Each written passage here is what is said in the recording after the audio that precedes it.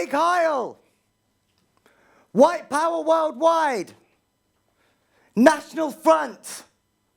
I heard screeching round the corner by 300 big burly men last year when I was on an anti-fascist demonstration in Dover. My boyfriend and the bleeding injured couple that we were trying to take to an ambulance screamed, "Run!" Too late to turn back, I stupidly ran up some house steps. One of them saw me clutching my Jews Against Fascism sticker on my jacket and screamed to his friends, "Got one!" As they ran to his aid, and I felt the first of many punches to my eye, I remember falling to the floor and thinking, ow, ow, this is so 80s. I'm wearing a dodgy baseball hat, a flea market bomber jacket and white Reebok Classics, and them lot are still sporting Harrington jackets and Kappa tracksuits. I tell you what, next time I go on an anti-fascist demonstration, I'm going to wear my best sequin bomber jacket to turn their bigotry back to where it came from. Every response to trauma is legitimate. In this situation, I needed to find another way to deal with it rather than letting the anger engulf me. Today, in 2017, when brutal inequality will kill you in places like Grenfell Tower, when Nazis still kill people in places like Charlottesville, can we expand our toolkit for the transformation of trauma rather than letting it engulf us? And can we see the transformative powers of trauma to revolutionise the status quo? On posing this question, I had to stop the voices from inside of me from engulfing me in darkness. You see, I'm born from a long line of Jews spanning Holland, Poland, Romania, and Germany. And for centuries, I've learned that we were kicked out of our home, bludgeoned, and hunted. And indeed, my grandparents were hunted during the Nazi Holocaust. My parents and my generation didn't find out what happened to them until they were very old, and their minds stopped looking forward and instead reversed and started to regurgitate the horror within. Today, suffering and pain is not highly respected. It's often even considered the province of losers who should be punished for making mistakes. And I know it may seem trivial, maybe even simple, to try and glean positives from such huge-scale social trauma. Trauma being the undigested, unprocessed, and often unbearably painful life experiences that can occur. It often feels like there's no turning back. As a child, I used to remember sitting around the table at Hanukkah and Rosh Hashanah and other key Jewish festivals, surrounded by huge books of autobiographies of Holocaust survivors, laced with pictures of train tracks to Auschwitz, concentration camp Judensigns, and gas chambers. Every Holocaust-themed TV show, documentary, theatre show, book that came out was a must-see in our family. My little teenage heart ached. And I wanted to wonder, how can people transform trauma? Do you have to perpetuate it, or can you transcend it? To find a clue, let's go back together to my grandmother's kitchen table. I used to sit there, I used to see her after school. She lived closest to me, sit there absolutely spellbound as she fed me her favourite marble cake and teary-eyed began to open up her heart. You see, often war survivors, including Nazi Holocaust survivors, tell their stories to their grandchildren first because they try and protect their children. It was a bitter, sweet honour. She used to say on repeat the same story about when her family were together before the war kicked off in Krakow and Poland, and they knew what was about to happen. They said to each other, if we ever get through this, we'll meet back in this flat in town. They were all separated, apart from her and her sister, who managed to stay together. They ended up getting false Christian papers. They also had fabulous blonde hair, and by the underground resistance movement. But unfortunately, they ended up being nannies in a high-ranking Nazi household. She was still a teenager. Fast forward a few years, and when she remembers hearing the liberation announcements on the radio, she was back in the house, and the father of the household said, "Those Jews, they're still rats, we'll still get them." Her and her sister knew that this was their time to flee. Presuming that the rest of their family were dead, because we know that most of Polish Jewry perished, they had little hope.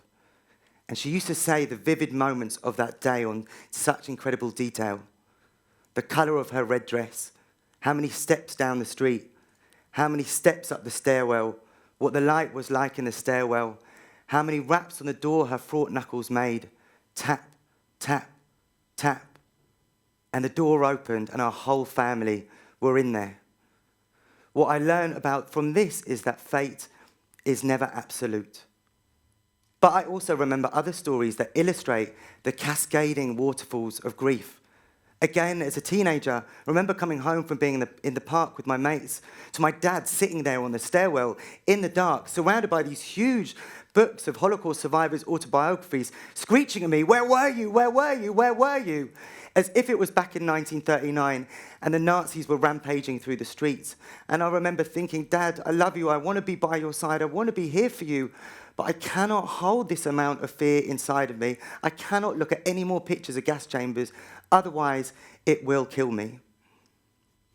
If we look at the science of trauma, there's so much evidence to show their long-term damaging health and psychological consequences. Trauma is like going to war every day with your mind and your body. But if we allow for the social ripples of it to build bridges between ourselves and our loved ones, it can sow the seeds for vitality, reciprocity, and participation.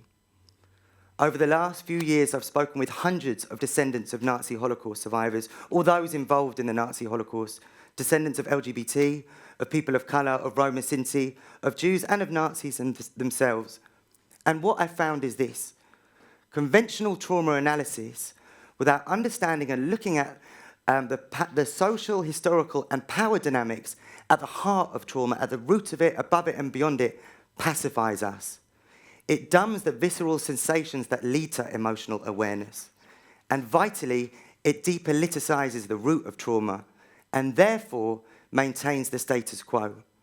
What I really want to get today across is this: you cannot look at trauma without looking at power. Of course, everyone has legitimate, individual, and unique ways of dealing with trauma. But from my human rights activism, I think I found a formula. And it consists of 3 components. 1, externalize, better out than in. 2, collectivize, dealing with trauma in community. And 3, create, trying to find light in the darkness. And all 3 of these together can, not always, lead to the transformation of trauma. Let me give you a few examples. 2015 was an incredibly significant year. It was the 70th anniversary of the official end of the Nazi Holocaust.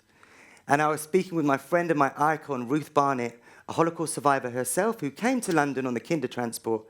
And we were talking about how can we pay tribute to the legacy of the Nazi Holocaust today. Of course, we know the Holocaust isn't happening now, but the infrastructure that enables it to happen still exists. A culture of othering is alive and well. All we have to do is see the people dying at our borders or dying in the Mediterranean to see how vivid this culture of othering is today. And we wanted to challenge the notion of what's called Holocaust piety, that you can only deal with war memorial in very somber, prayerful, sincere ways. And I was saying to Ruth, well, what can we do? She turns around to me and she was like, I know.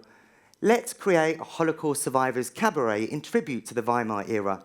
And that's exactly what we did. In our local community centre, picture the scene, you've got purple tablecloths, purple sequin tablecloths, confetti guns, fairy lights, and a giant coffin which said Holocaust in flowery letters on the side. Then Ruth jumps out of it and starts singing, I will survive as long as I know how to love. What's the next line? Thank you. And what she said, it was a refusal to be defined by the pain of the Holocaust, and that is exactly the point. Fast forward a few months, on this same year in 2015, I was hearing on the radio some incredibly bigoted statements from some high-profile figures. You might remember someone saying, frankly, the last kind of migrants we should allow into the UK are those living with HIV. So along with others living and loving with HIV, we got 1/2 ton of horse manure and found this high-profile figure's meeting point and dumped it on the doorstep with a giant banner which said, stop spreading filth. What goes around comes around. Solidarity on World AIDS Day. And they ended up getting kicked out of their meeting point, which was more than we could ever hope for. And again that year, upon hearing this statement about HIV-positive migrants, we were hearing bigoted statements against other groups. And Ruth and other descendants of the Nazi Holocaust, we decided to take our diversity and take it to this high-profile figure's pub and show that our diversity was nothing to be scared of. You might remember a politician making a bizarre statement that a gay donkey raped his horse, and that's what gays are like. So Picture at the front of the pub, we had Ruth making a speech about the parallels of the Holocaust and rising bigotry now. And then someone dressed as a gay donkey pranced in the building. Remember when a politician said that breastfeeding mothers should face the wall? So we had breastfeeding mothers out with their boobs at the bar. Remember when international languages being spoken on the trains, on public transport, was blamed for the downfall of Great Britain? So we had Yiddish, Chinese, Arabic, and Italian classes on the different barroom tables. Remember when traffic on the M4 was blamed on migrants? So we had different migrant right groups and little cardboard cut-out cars at the front of the pub. Not to mention the We Are Family conga line, led by Ruth and the gay donkey prancing around the pub at the end. It was an absolute delight. But you can't cabaret everything away. Some crimes against humanity are so heinous, nothing will ever rectify them. All we can do is try to understand their causes and do everything in our powers to make sure they never happen to anyone ever again. I want to end by paying tribute to two people. First, my grandmother, who I doubt ever knew the power or the bridges that her stories made. And secondly, to an incredible writer called Etty Hillesum, who died in Auschwitz, the same camp as many of my family, aged 29. And she spoke so beautifully to the combined powers of creativity, externalizing and collectivizing our trauma. And she said this: "We may be sad and depressed by what has been done to us. That is only human and understandable. However, we ourselves are our own worst enemy if we inflict the pain upon ourselves. I find life beautiful and I feel free. The sky within me is as wide as the stretching above my head." And she wrote that in Auschwitz. Thank you.